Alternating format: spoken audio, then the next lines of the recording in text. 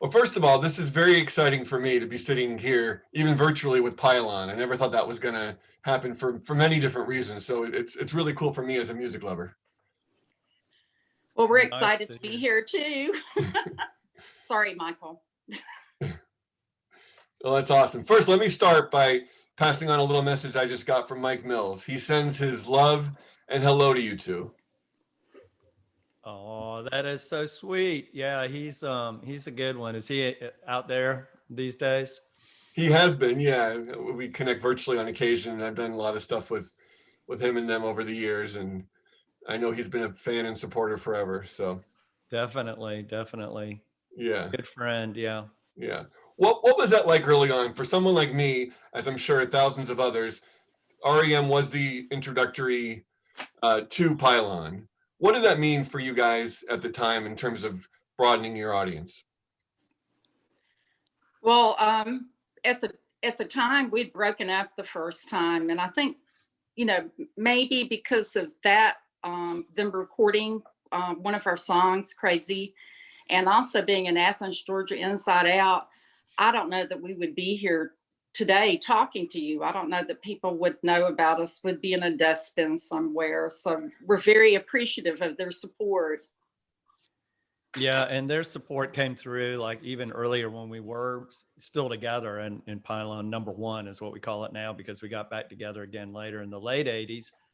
But in the early 80s, there's like a quote that keeps getting requoted whenever anybody's trying to do publicity for Pylon. So I'm sure you've seen it, but it was Bill Berry deflecting like the honorific of the best rock and roll band in America from REM over to Pylon. So, that was a little bit of hyperbole, obviously, but really sweet. Again, those guys have just been supportive. I mean, not just to Pylon, they've been really just amazingly. It's hard to overstate like how much they did for Athens, just over many, many years. And so many other bands, like they picked us to go out and open for them on their second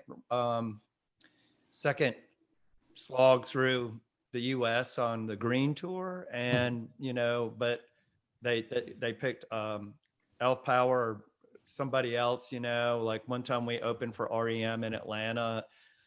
And just other bands have had that opportunity Sure, from them as well. sure. Other Athens bands, yeah. Yeah. Did you guys know that Pylon One back at that time you're talking about? Were you? Did you know how good you were? We heard it from others. Did you have that sense that you guys were doing something special at the time? Was it all there for you in your heads? Well, I tell you, I didn't really, but sometimes on stage, I would have this feeling I was just in the best band in the world. I mean, it's just like a crazy feeling. People talk about being in the zone now, and I didn't know what that was at the time. I was a very shy person. I would just get out there and do it, and we were all together, and I would just have this sense that it was something just greater than the four of us together. It made something greater than the sum of its parts. Yeah, and talk about those live shows because I've seen footage of that, and I wasn't able to be around to see some of those early shows there in Georgia or in other places. And you on stage, and what a great performer you were, and just I could watch you dance on stage, 24 hours a day. But how much fun was that for you to talk about that zone you guys got into when you were on stage? Well, Michael, you want to take that one, or should I Well, go? I don't know. For me, there've been different, different, priorities while on stage. I mean, initially, I was just trying to like keep my fingers like locked in somewhere on the bass guitar so I could find those four strings, even though I pretty much only played like about three of them most of the time. Yeah. And we were trying to be active and have a lot of movement on stage. So it was a challenge for me just to try to hold on and just keep a grip on the instrument while swinging around and spinning around. And like a lot of times I felt like I was like truly pushing it all the way to the edge of what I could control, like spinning around, like wondering when I was going to trip or just straight up get dizzy. I used to sort of have a mental count of how many times that I spin in one direction. So I'd try to remember to unwind them. Otherwise, and then I had to stop about every 6 songs and just unplug my bass cable. And it was 30 feet long, and, you know, try to get the winds out of it, you know, that kind of thing. Vanessa and I collided more than once. And one time I turned around, looked at her, and she's got her microphone up like this, and, you know, blood is coming down the back of her hand because she swung out just as I swung across. And, you know, there's a lot of hardware on the far end of a bass guitar or a guitar. So yeah, she got bloodied, but that's, you know, small potatoes compared to the punk scene that came a little bit before us, I suppose. Yeah, this is mostly a feel-good scene. I know the crowd was always dancing along and having a good time with you guys. Oh yeah. Yeah, they were, you know, they were really right there with us. But to us, it didn't matter if there was 2 people, 5 people, or 2,000. You know, we always put an effort into doing the best that we could with what we had at that time. And I remember, and Michael spinning. Michael, how long was the cable on your bass? This is before wireless.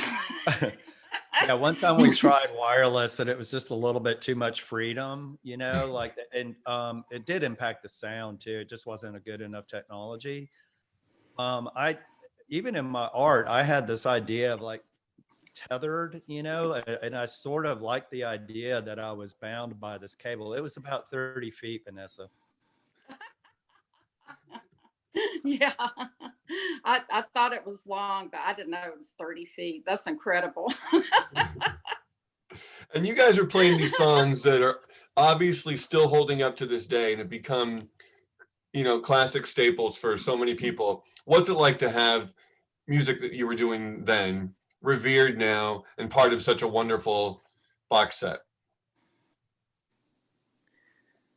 I think it's overwhelming, really, that we're remembered this long because we didn't really have a goal of seeing some 40 years in the future. You know what I mean? At that time, we had one goal.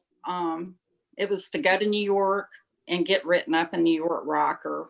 And then it was just too much fun to give up. So, you know, we continued. We didn't expect that we would be here. Well, I guess it's 41 years now that Michael and Randy started, you know, making their sounds together. Yeah, we were pretty like willing, like you would go up and play a show in New York or whatever, or like when our single came out, you know, there'd be this delay before we would find out how it was received, you know, if we got some press or got a review of our single. And it was, you know, we'd have some anticipation and excitement, like, oh my God, they reviewed our single. And then you sort of cringe while you read it to see how that was going to go down. But one of the weird things that happened where you sort of got this feedback in real time was Danny Beard who put out our record on DB Records. He wanted us while we were in New York to go around to, you know, during the day before sound checks or whatever, or on off days, to go around to all of the record stores and go in and say like, hey, we're this band from Athens, Georgia. You know, we have this single out. It's our, you know, we're wondering if you guys might want to carry it here in the store. And a few times what would happen is they're like, hold on, let me play it, you know, and they'd put it on in the store and we're walking around listening to them listen to it, you know, and it was a very weird feeling. And it was so cool because and then they'd say, yeah, I'll take like 10 of them, you know, and it was just this immediate feedback, immediate critique, you know, based on instant them spending their gratification. money. Yeah. And then you go play a show that night and get more of that. Yeah. And talk about this box set. Just the scale of this is huge. And so much went into this, so many parts. Talk about how involved you guys were every step of the way and how this all came together. Well, it started, many years ago. I saw how much our albums were going to, and I was kind of getting the idea, you know, we need to reissue this because it's too expensive for people that like us and are finding out about it now. And so it took a while to, you know, get the business side set up. Got an LLC, we got a publishing, we got our music control back. And then about 2 years ago, a bandmate of mine in PYLON Reenactment Society, who had also worked with me in Supercluster, Jason E. Smith, is an audio engineer. He said, hey, if you ever want to reissue the PYLON music, I want to be the one to master it. Well, he probably didn't know what he was getting into, because he ended up with like boxes of mix down tapes. We got all the original mix downs that we could find from everywhere. A lot of people were very gracious and gave them to us. Like Mitch Easter had some, and then Jeff Calder found some that were in storage in Atlanta, and Danny Beard sent some over and whatnot. And then also we had people donate cassettes for their collection. So Jason then took those and restored them, which was a painstaking process, because tapes of that era, they're flaking off. And it's like silent movies from the early 1900s. And so he said we caught them right on the verge of them being lost forever. And so he baked them in an oven to have it adhere to it, and then took them off and put them all on different reels. And then we had to go through and make choices. And it was difficult, and things popped up too, like Ras tape that's on here. I had no idea that it really existed. I knew that there was a song from it that had been used with one of the DFA reissues, but I'd never heard the whole thing. And so we were going to use just a few songs from that. But then our executive producer, Brady Brock, with New West Records, he heard it. He said, we need to put this whole thing out. So we had 4 albums. So we had Dry Raid, our first album, Chomp, our second one. Then we had this Ras tape, which took up an entire album. And then we had to make choices about what to put on the 4th album. It was hard because we had to get rid of some stuff. So here you go. And then Michael worked on the book with Henry Owings, and he can talk about that. Yeah, how special is that? Put that into words what this book is like. Well, I guess it's kind of in balance, because we've got like 4 discs and 43 or 46 songs or 48 or whatever it is. And initially I thought we would be doing a pretty small little book, sort of like a concert program type, endeavor of just a lot of pictures. It definitely grew into much more than that. It's got a really nice little way of doing the discography in the back. It's got, nice, generous testimonials from all kinds of people that I'm sure you probably know most of them, or, figured out who they are. And then this narrative, the story of PYLON, or that's not the title of it. What is the title? I can't remember right now. It's really It doesn't matter. They can buy it and find out. And and then tons of photographs of ephemera and scans of posters, and lots of photos, including a whole bunch of them that were unearthed, anew for this project, that in many cases had literally never been seen, just or not shared. I mean, I can say that some of them had never been seen, because I used to shoot a lot of film and develop the film and then contact print it, and then usually, I would be too lazy to get around to printing them, or just didn't need them. So there's images in there that I've never really thought about or looked at, since I developed the film. Wow. So it just grew into this 200-page hardbound book that takes up, almost half of the space in a box. And after it was announced and the pre-sale was going on and the vinyl, was selling very well, people were chiming in that they kind of wish there'd be a version of that with the same material on CDs. So now that's being produced. We added 16 more pages to the book to put the artwork in there. And then the CDs will just be kind of naked, but like in a little die cut sleeves, in the back cover. And it's going to be in a box, in a slipcase. Yeah. So it'll be the same book. It just won't be available. It won't get shipped until February, but it's up for pre-order now as of yesterday. Not too long. But for anyone that's ever loved you guys, anyone that's ever loved the Athens scene, anyone that's ever had any interest in you guys, there's going to be so much fun exploring this music, exploring the book. There's a lot to enjoy here. That must be a great feeling for you guys, knowing that you've kind of opened yourself up now like this. Yep. Yeah, so I'm very, very excited. You go ahead, Michael.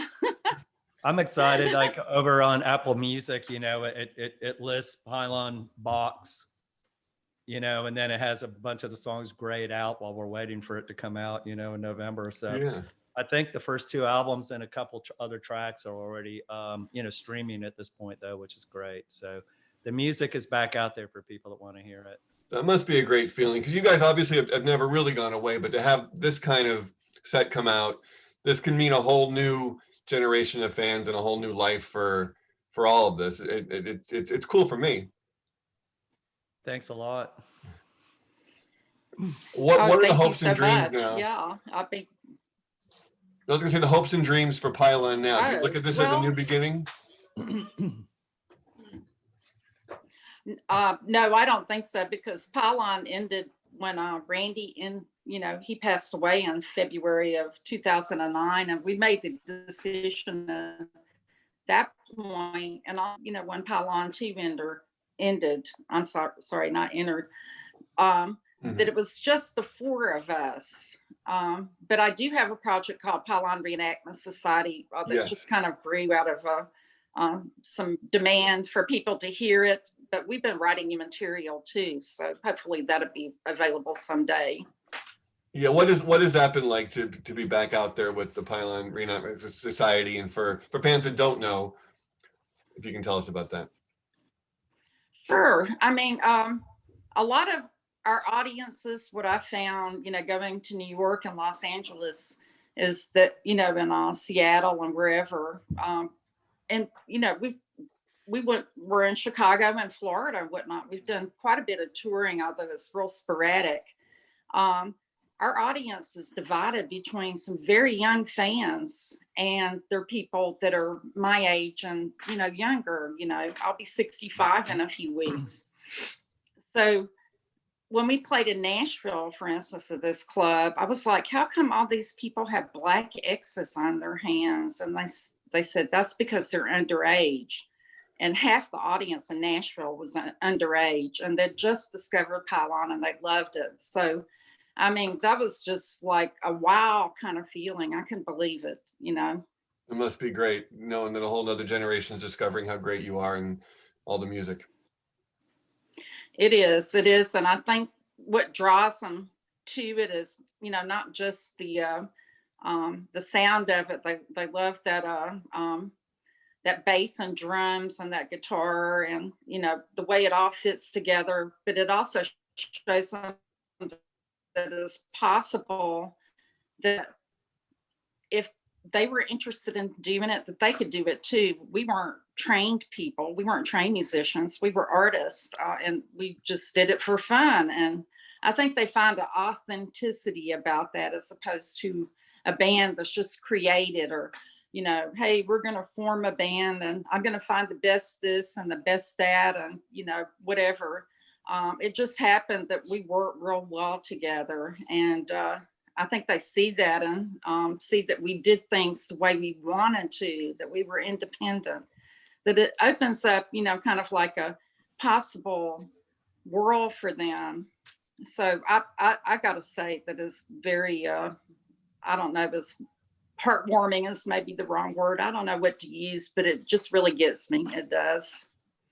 And I think that authenticity and spirit that you guys have had, and that's, I think, was the initial appeal for me and a lot of other people that liked you guys. It always seemed so genuine and so real in your performances and in your vocals and everything. It's been mimicked and inspired lots of other people over the years, but you guys are the real deal. Well, thank you so much. Yeah. I'm touched. Thanks so much, Adam. It's been a real pleasure talking to you both. It's been an honor for me, and this is great music. We'll spread the word, and really happy for you guys, and hopefully there'll be, more exciting things. But this is a great set. You guys should be very proud of.